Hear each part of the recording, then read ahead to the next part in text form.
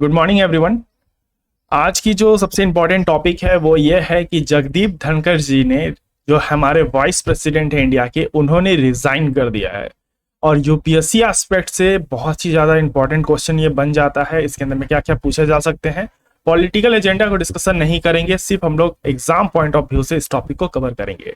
तो मेरा नाम है हर्ष कुमार और स्वागत करता हूं आपको अपने यूट्यूब चैनल पर मेंस बाबा के ऊपर में। तो चैनल को एक बार सब्सक्राइब, वीडियो को शेयर और लाइक जरूर कर दें।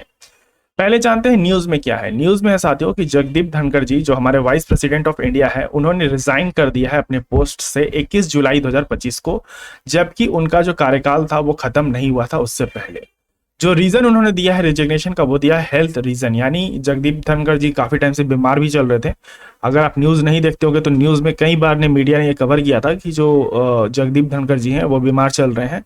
और जिसको लेके हमारे जो पीएम हैं, प्रधानमंत्री नरेंद्र मोदी जी ने, उन्होंने भी ट्वीट किया था कि उनकी हेल्थ रिकवरी को ऊपर में, अभी 3-4 महीने पुरानी न्यूज़ की बात कर रहा हूँ, तो उनके हेल्थ इश्यूज सामने निकल के आ रहे थे। तो उनको लगा होगा कि हम काम सही तरीके से नहीं कर सकते हैं, तो हम यहाँ पे रेजिग्नेशन जो ग्राउंड है वो मेरा हेल्थ रीजन है। और बहरहाल जो अपोजिशन जो भी यहाँ पे बताना चाहे उस पर भी अपना ध्यान नहीं देंगे, बट ऑफिशियली जो डॉक्यूमेंट कर रही है हम उस पर से बात करना चाहेंगे।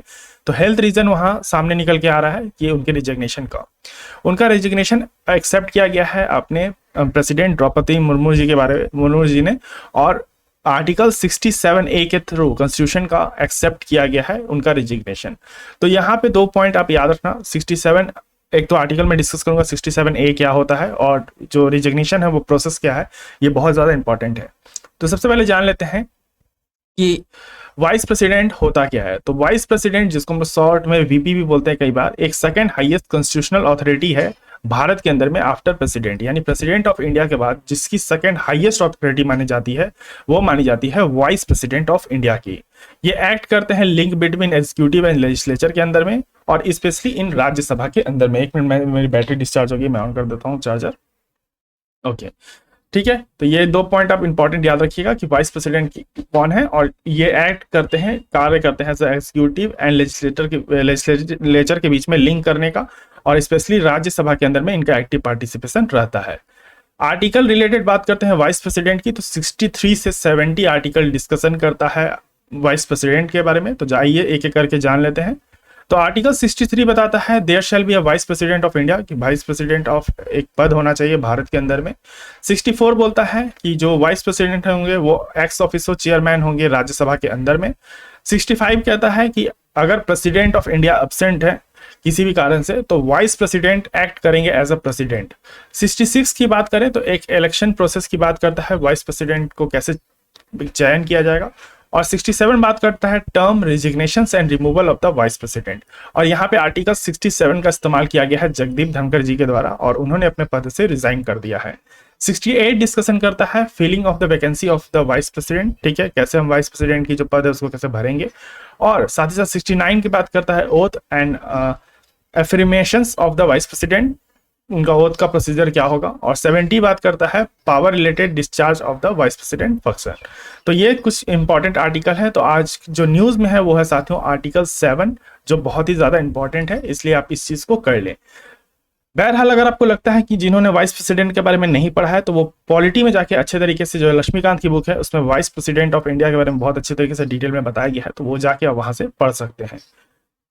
और यहाँ पे भी मैं बहुत सारी चीजें करा दूंगा। तो सबसे पहले हम लोग इलेक्शंस की बात करते हैं वाइस प्रेसिडेंट ऑफ 66, क्योंकि देखिए एक आपका डिस्कशन तो आ गया है 67 चर्चा में, तो अपन ऊपर नीचे वाली भी चीजें पढ़ लेंगे।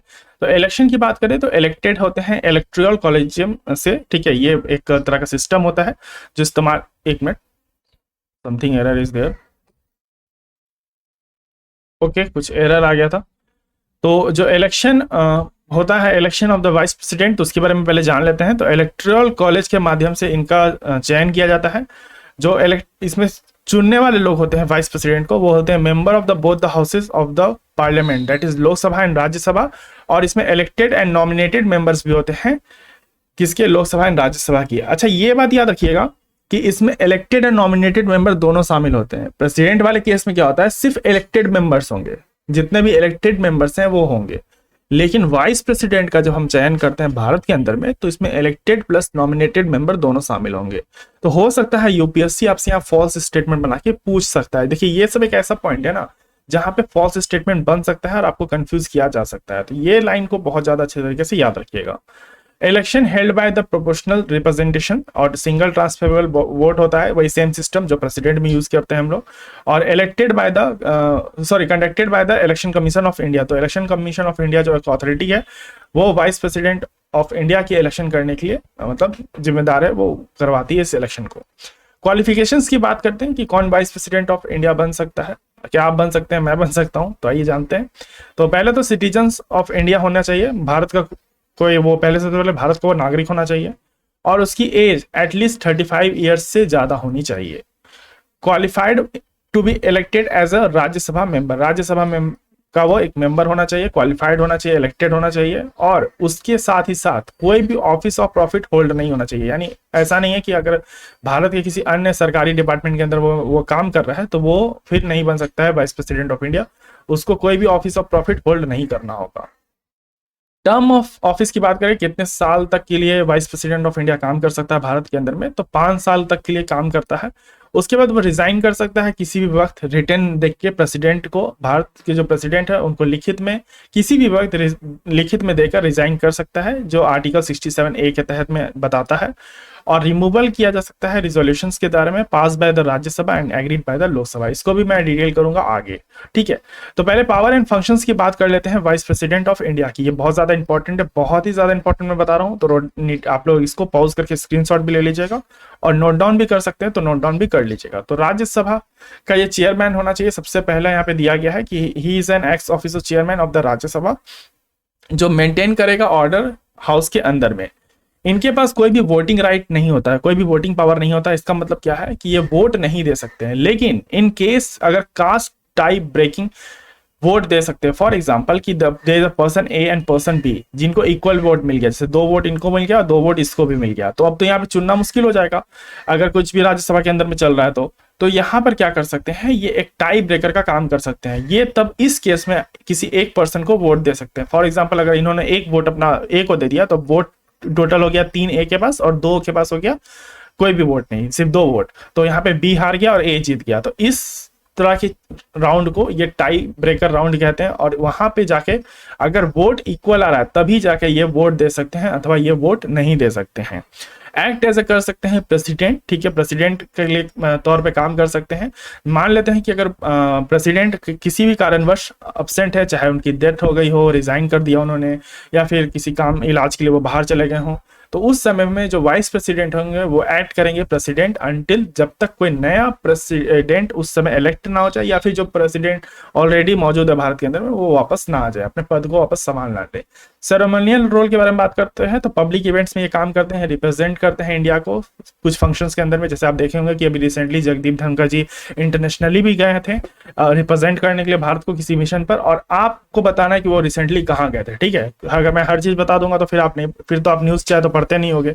रिजिग्नेशंस की बात करते हैं, जो सबसे आज का मुद्दा गर्मा गर्म है कि कैसे रिजाइन कर सकता है president vice president of India Bharat का। तो आर्टिकल 67A बताता है रिजिग्नेशंस ऑफ द वाइस प्रेसिडेंट, जिसमें यह कह रहा है कि वाइस प्रेसिडेंट कभी भी किसी भी वक्त रिजाइन कर सकता है, ठीक है। और याद रखिएगा 67A रिजिग्नेशन का बात कर रहा है, क्योंकि 67 के अंदर में मैंने क्या बताया आपको, अभी मैंने ऊपर में बताया ना कि इसमें टर्म के बारे में बात कर रहे हैं, रिजिग्नेशन की भी बात कर रहे हैं और रिमूवल की भी बात कर रहे हैं। तो इसमें 3 चीज की बात कर रहे हैं। तो आप कैसे पहचानेंगे कि भैया यहाँ पे हमको रिजिग्नेशन के बारे में जानना है, तो आर्टिकल 67A में बताया गया है रिजिग्नेशन के बारे में, याद रखिएगा बहुत ज्यादा इंपॉर्टेंट है। तो वो एक अपना रिटर्न रेजिग्नेशन को सबसे पहले तो रिटर्न रेजिग्नेशन देना होगा किसको, प्रेसिडेंट ऑफ इंडिया को। तो यहाँ पे भी एक स्टेटमेंट आपसे यूपीएससी पूछ सकता है कि वाइस प्रेसिडेंट जो है किस आर्टिकल के थ्रू रिजाइन कर सकता है, और क्या वो एनी टाइम रिजाइन कर सकता है, ये भी स्टेटमेंट में पूछ सकता है, या फिर पूछ लेगा कि अपना रेजिग्नेशन किसको सौंपेगा। तो याद रखिएगा प्रेसिडेंट ऑफ इंडिया को। इसमें कोई फिक्स कंडीशन होता है, ये भी एक फॉल्स स्टेटमेंट में पूछ सकता है। तो नहीं, कोई भी यहाँ पे फिक्स कंडीशन नहीं होता है, वो जब चाहे रिजाइन दे सकता है कोई भी ग्राउंड पे, चाहे हेल्थ हो या पर्सनल रीजन हो अपना, कि भाई यहाँ पर वाइस प्रेसिडेंट का काम नहीं संभाल सकते, बहुत ज्यादा इसमें प्रेशर है, तो हम नहीं कर सकते ये काम, तो हमको हटा दो यहाँ से। तो ये एक पर्सनल रीजन हो गया। हेल्थ रीजन जो अभी जगदीप धनखड़ जी ने दिया, तो यहाँ पे ये एक ग्राउंड बना है, तो ये बहुत ज्यादा इंपॉर्टेंट है। रिमूवल की बात करें तो जो वाइस प्रेसिडेंट ऑफ इंडिया है उनको रिमूव कर सकते हैं हम लोग एक रिजोल्यूशन से, ठीक है, इम्पीचमेंट से नहीं, ये याद रखिएगा। ये भी बहुत इंपॉर्टेंट लाइन में बता रहा हूं कि जिस तरह से हम लोग प्रेसिडेंट को इम्पीचमेंट करके रिमूव कर सकते हैं, उस तरह से हम लोग वाइस प्रेसिडेंट को नहीं कर सकते हैं। हमें डिसोल्यूशंस के माध्यम से प्रस्तावना लाना पड़ेगा आपका राज्यसभा के अंदर में, और तब जाके हम उनको हटा सकते हैं। ये नहीं कर सकते कि हाँ भैया आज इम्पीचमेंट ले आया और इनको हटा दिया, ऐसा नहीं कर सकते। तो यहाँ पे भी आपसे यूपीएससी फॉल्स स्टेटमेंट बना के या ये स्टेटमेंट एज इट इज आपको दे सकता है, जिसके कारण से आप कंफ्यूज करके गलत मार्क कर दोगे। तो ये सब मैं बार बार बोलता हूँ ताकि आप जब पढ़ाई करो तो आपको ध्यान रहे कि आपको क्या पढ़ना है और क्या छोड़ना है, इस चीज को हमेशा याद रखें, ठीक है। तो राज्यसभा जो उसमें मैंने बताया रिजोल्यूशन लाना होगा, और मेजोरिटी वोट से ही जाके तब आप इनको एक फॉर्मल तरीके से, मतलब फॉर्मल प्रोसेस से हटा सकते हैं। वो एग्री होना चाहिए लोकसभा के अंदर में भी, ठीक है, ये भी बहुत इंपॉर्टेंट लाइन है। और 14 डेज का आपको पहले नोटिस देना होगा वाइस प्रेसिडेंट ऑफ इंडिया को कि हम यहाँ पे आपके खिलाफ एक रिजोल्यूशन लाने वाले हैं। तो एक पूरे तरीके से फॉर्मल तरीके से यहाँ पे काम होगा। करेंट इवेंट की बात करें तो रिजिग्नेशन यानी आर्टिकल 67A चर्चा में आ चुका है, इसलिए बहुत ज्यादा इंपॉर्टेंट है। अब यहाँ पे जो सीट है वो खाली हो चुकी है वाइस प्रेसिडेंट की, और साथ ही साथ 6 महीने के अंदर इस पद को भरना पड़ेगा। अगर नहीं भरता तो इस दौरान कौन काम करेंगे, तो deputy chairman of the Rajya Sabha यानी deputy chairman of the Rajya Sabha काम करेंगे, या फिर कोई भी सीनियर मोस्ट मेंबर अगर है राज्यसभा के अंदर में तो वो काम करेंगे vice president as a India act करेंगे, तब तक के लिए 6 महीने के लिए, जब तक ये पद ना भर जाए। यूपीएससी एस्पेक्ट से बात करें प्री या मेंस के लिए, तो आर्टिकल 63 से 70 आपको तो पढ़ना ही पढ़ना है लक्ष्मीकांत में जाके। और जो चर्चा के अंदर में आ चुका है वो आ गया है आर्टिकल 67A, जो बहुत ज्यादा इंपॉर्टेंट है। डिफरेंस जान लेना है आपको प्रेसिडेंट एंड वाइस प्रेसिडेंट के ऊपर में, जिस इस पे भी स्टेटमेंट, ये बार बार स्ट्रक हो जाता है यार, हम तो समझ नहीं पा रहे क्यों स्ट्रक हो जाता है, ये बार बार स्ट्रक हो जा रहा है मेरा लैपटॉप यार, मैं समझ नहीं पा रहा हूँ क्या हो रहा है, I am sorry for that. तो वाइस प्रेसिडेंट ऑफ इंडिया और इलेक्शन प्रोसेस के बारे में जानना है, पावर वैकेंसी जो मैंने बता दिया, इन सब चीज़ों के बारे में आप जान लो। मुझे इसका अपडेट मारना पड़ेगा, जान लो तो बहुत ज़्यादा इंपॉर्टेंट हो जाता है। तो एक हो गया election process, powers and vacancy filling. तो ये सब कुछ इंपॉर्टेंट पॉइंट थी जो मैंने बता दिया। आशा करता हूँ आपको ये टॉपिक अच्छा लगा होगा। अगर अच्छा लगा है यार, देखो बहुत डिटेल में बनाता हूँ, बहुत मेहनत से बनाता हूँ, तो वीडियो को एक बार प्लीज छोटा सा तो आप लाइक कर सकते हैं, चैनल को सब्सक्राइब कर सकते हैं और शेयर कर सकते हैं अपने दोस्तों के साथ, ताकि उन तक भी ये जानकारी पहुंच सके। तब तक के लिए रखें अपना ध्यान, मुझे दे आज्ञा, धन्यवाद। जय हिंद, जय भारत।